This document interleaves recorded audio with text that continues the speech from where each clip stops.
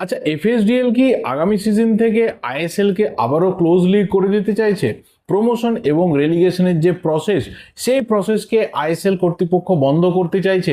FSDL কি আবারও নতুন করে বিডিং প্রসেসের মাধ্যমে আইএসএল এর কিছু টিম নিয়ে আসতে চলেছে? এফএসডিএল কি শুধুমাত্র ফিনান্সিয়াল স্টেবিলিটি দেখাতে পারা টিমেদেরকেই আইএসএল এ রাখতে চলেছে? এফএসডিএল আগামী দিনে কি কি স্টেপ নিতে চলেছে আইএসএল এর জন্য, সেই নিয়ে বহু জায়গাতে কিছু কিছু আলোচনা হলেও এটা ওয়াইড আকারে কিন্তু আলোচনা হয়নি। আজকের এই ভিডিওটাতে পার্টিকুলার এই টপিকটা নিয়েই কথা বলবো, কিন্তু তার আগে বলবো যে এই চ্যানেলটা আমি যখন স্টার্ট করলাম নাম রেখেছিলাম ফুট বাওয়াল, কিন্তু আজ হঠাৎ করে মনে হলো, অনেক দিন এটা নিয়ে ডিসকাশন হয়েছে, এর আগের একটা ভিডিওতে আমি কথা বলেছিলাম যে অ্যাকচুয়ালি অনেক অনেক সিনিয়র মানুষজন, বন্ধু বান্ধব বা ছোট ভাইও মেসেজ পাঠিয়ে বলেছে যে তোমার সাথে এই বাওয়াল ওয়ার্ডটা যায় না। হ্যাঁ, ডেফিনেটলি আউট অফ টপিক বা কিছু অন্য অন্য ফ্যাক্টরস নিয়ে কথা বলা, কিছু র ওয়েতে কথা বলা ডেফিনেটলি তুমি বলো, বাট এই বাওয়াল শব্দটাকে একটু সরাও, অন্য কোনো ভাবে এই চ্যানেলের নামটাকে নিয়ে এসো। তো অনেকটা ভাবনা চিন্তা করার পর অন্ততপক্ষে 7 থেকে 8 দিন এই চ্যানেলে ভিডিও না দিয়ে একটা বড় ব্রেক নিয়ে ফিরে আসার পর অন্তত মনে হলো যে নামটা সত্যিই পরিবর্তনের দরকার রয়েছে, এবং নতুন নাম হিসাবে আনপ্লাগড সায়ন আমি এই চ্যানেলের নামটা ঠিক করেছি ফাইনালি, এবং তোমাদের সামনে নিয়ে এসেছি।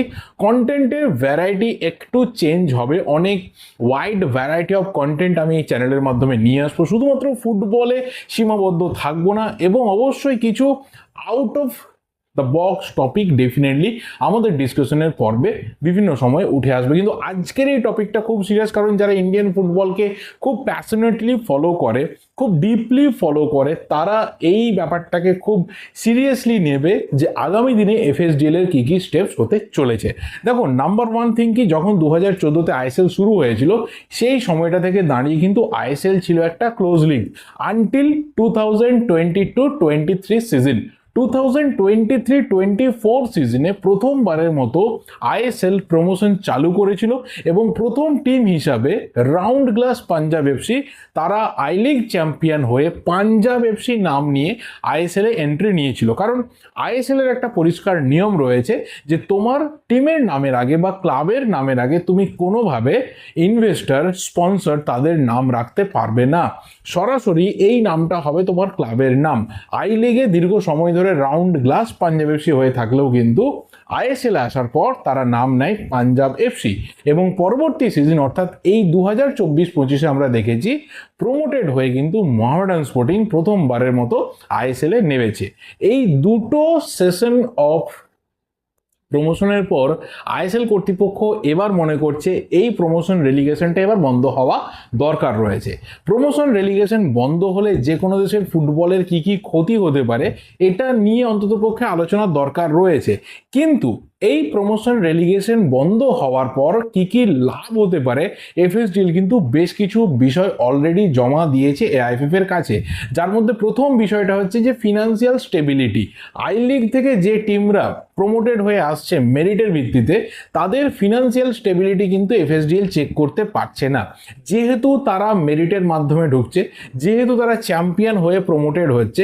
এফএসডিএল কিন্তু জানতেও পারছে না বা বুঝতেও পারছে না যে আগামী কত বছরের জন্য এই টিমটা এফএসডিএল এর সাথে থাকতে চলেছে, আইএসএল এ থাকতে চলেছে। যদি তারা রেলিগেটেড না হয়, মানে কোনোদিনও যদি রেলিগেশন না আসে, তাহলে তারা লং টাইমে থাকবে, কিন্তু ফিনান্সিয়াল স্টেবিলিটি কি রয়েছে বুঝতে পারা যাচ্ছে না। এই সিজনে বিশেষ করে মোহামেডান স্পোর্টিং এর যে সিচুয়েশন, বা এর আগে হায়দ্রাবাদ এফসির যে সিচুয়েশন, সেটা এফএসডিএল এর চোখ দুবার করে খুলে দিয়েছে, এবং তাদের বারবার দেখানো হয়েছে যে বর্তমানে বিভিন্ন ক্লাব তারা যে লসের মধ্যে দিয়ে রান করছে, লং টাইমে কিন্তু আইএসএল কে চালানোটাই চাপের ব্যাপার হয়ে যাবে। নাম্বার 3, এফএসডিএল যদি দেখে যে তারা ক্লোজ লিগ করে দেবে শুধুমাত্র বিডিং প্রসেসের মাধ্যমে, কিছু টিমকে নিয়ে, এক্সিস্টিং টিমগুলো এবং নতুন কিছু টিম নিয়ে তারা আইএসএল করবে, তাহলে কোথাও কিন্তু তারা প্রত্যেকটা টিমের ফিনান্সিয়াল স্টেবিলিটি চেক করতে পারবে, প্রত্যেকটা টিমকে অ্যাসেস করতে পারবে এই টিমটা ইকোনমিক কন্ডিশন কি রয়েছে, এই টিমটা কতদিন অবধি রান করতে পারে, এবং অবশ্যই তাদের কোথাও আগামী দিনে লাভের আশা আছে কি নেই। দেখো, আমরা জানি যে অলরেডি এফএসডিএল তারা কিন্তু আইএসএল চালাতে গিয়ে লসে রান করছে, এবং তার সাথে যারা টিম রয়েছে ফ্র্যাঞ্চাইজি এবং ক্লাব বোথ, সবাই কিন্তু লসে রান করছে, কেউ কেউ লাভের মুখ দেখতে শুরু করেছে, কিন্তু ম্যাক্সিমামটা লসে রান করছে। এবার সেই লসটা রিকভার করার জন্য এফএসডিএল যে ফিনান্সিয়াল প্ল্যান নিয়ে আসতে চলেছে, সেখানে কিন্তু টিমগুলোরও ফিনান্সিয়াল স্টেবিলিটি দরকার রয়েছে। নেক্সট এফএসডিএল এর যে প্ল্যানটা রয়েছে সেটা হচ্ছে বিডিং প্রসেসের মাধ্যমে কিছু টিম তারা নিয়ে আসবে, এবং এখানে পরিষ্কারভাবে আই লিগ থেকে যাদের প্রমোশন হওয়ার চান্স রয়েছে, যাদের ফিনান্সিয়াল স্টেবিলিটি ভালো, যারা অন্তত পক্ষে সামনের 10 বছর উইদাউট এনি প্রবলেম একটা টিমকে খুব ভালোভাবে চালিয়ে নিয়ে যেতে পারবেন, এবং অবশ্যই লাভের আশা বিরাট কিছু না করে ইন্ডিয়ান ফুটবলে আসবে, আলটিমেট 8-10 বছর পর লাভের অঙ্ক গুনতে শুরু করবে, যেটা বর্তমানে কিছু টিম করতে শুরু করেছে। সেই রকম কিছু পোটেন্সিয়াল টিমকে এফএসডিএল এন্ট্রি দিতে চাইছে আইএসএল, এরকমটা কিন্তু বেশ কিছু সোর্স থেকে আপডেট আসছে। এবার এটা যদি হয় ফাইনালি যে এই প্রমোশন রেলিগেশন বন্ধ করে আবারও বিডিং প্রসেসের মাধ্যমে টিম নিয়ে আসা, তাহলে আমার মনে হয় যে সব থেকে বড় যেখানে ধাক্কাটা এফএসডিএল বা এআইএফএফ খাবে সেটা হচ্ছে এএফসিতে। এএফসি কিন্তু এফএসডিএল এবং এআইএফএফ এর রোড ম্যাপটা ধরেই আইএসএলকে টপ টিয়ার লিগ হিসেবে ঘোষণা করেছিল। আদারওয়াইজ কিন্তু আইএসএল নয়, আই লিগ ছিল টপ টিয়ার টিম। যদিও সব রকম জৌলুস, সব রকম ফোকাস ছিল আইএসএল এর ওপর, কিন্তু যেটা টপ টিয়ার লিগ আমাদের দেশে সেটা ছিল আই লিগ, আইএসএল কিন্তু ছিল না। এবার এএফসি যদি দেখে যে এই লিগটা ক্লোজ লিগ হয়ে যাচ্ছে, ওপেন লিগ থাকছে না, প্রমোশন রেলিগেশন থাকছে না, তাহলে কিন্তু এএফসি সবার আগে যেটা করবে যে আইএসএল টিমগুলোর যে এএফসি কম্পিটিশনসের স্লট রয়েছে সেটাকে বন্ধ করে দেবে। কারণ এএফসি খুব পরিষ্কারভাবে চায় এএফসির আন্ডারে যে দেশগুলো ফুটবল খেলে সেখানে টপ টিয়ার লিগ যেন ওপেন লিগ থাকে। সেমি ওপেন হলে অসুবিধা নেই, যে তুমি অন্তত পক্ষে প্রমোশন করো, তোমার ম্যাক্সিমাম যেন টিমরা পার্টিসিপেট করতে পারে, ফুটবলের যে ইকোসিস্টেম রয়েছে সেটা যেন বড় হয়, সেটা একটা জায়গাতে গিয়ে যেন স্ট্যাক না করে যায়, এটা এএফসি করতে পারে। তাহলে সেখানে লুপ হোলস কি রয়েছে?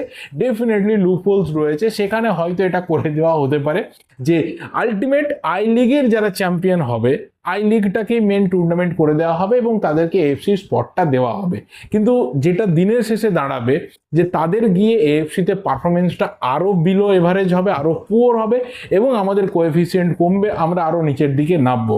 সেটাতে আলটিমেট আমরা কন্টিনেন্টালে কিছু করতে পারবো না। আমাদের যতগুলো টিম রয়েছে, যে চ্যাম্পিয়ন হোক না কেন, যে যত রেকর্ডই করুক না কেন, কেউ যদি ইনভিনসিবলও হয়ে যায়, তাহলে কিন্তু আলটিমেট দিনের শেষে আমাদের এখানের যে লিগটা সেটা শুধুমাত্র আমরা নিজের ঘরের মাঠে বাঘ হয়ে থেকে যাব, আমরা বাইরে গিয়ে আর কিছু করতে পারবো না। এফএসডিএল এর যেটা লেটেস্ট আরও একটা প্ল্যানিং রয়েছে, যেটা এআইএফএফ এর কাছে তারা অলরেডি রিচ করেছে, বা হয়তো আগামী দিনে এটা আরও বেটার ওয়েতে রিচ করবে, যে যদি প্রমোশন রেলিগেশন তোমাকে চালাতে হয় তাহলে আই লিগের দায়িত্ব এফএসডিএল কে দাও।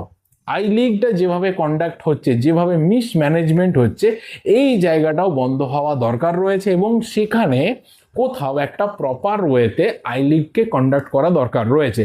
আই লিগে যদি এফএসডিএল ঢুকতে পারে, যদি আই লিগে এফএসডিএল পুরোপুরি নিজের ইনভলভমেন্ট রাখতে পারে, 50-50 ইনভলভমেন্ট রাখলেও আমার মনে হয় যে প্রত্যেকটা টিমের ফিনান্সিয়াল স্টেবিলিটি কী রয়েছে, ফিনান্সিয়াল কন্ডিশন কী রয়েছে, এটা কিন্তু এফএসডিএল চেক করতে পারবে, এবং আই লিগ নিয়ে এই যে বিভিন্ন রকম ডামাডোল পরিস্থিতি, এটাকেও কিছুটা এড়ানো যাবে, এবং ফাইনালি আমরা একটা সুস্থ স্বাভাবিক আই লিগ দেখব। সেখান থেকে একটা প্রপার ওয়েতে চ্যাম্পিয়নকে আমরা আইএসএল এ প্রমোটেড হতে দেখব, এবং বর্তমানে মোহামেডান স্পোর্টিংয়ে যে ধরনের সিচুয়েশন চলছে সেটা হয়তো অন্য কোনো টিমের দেখব না, এইটুকু আশা আমরা রাখতে পারি।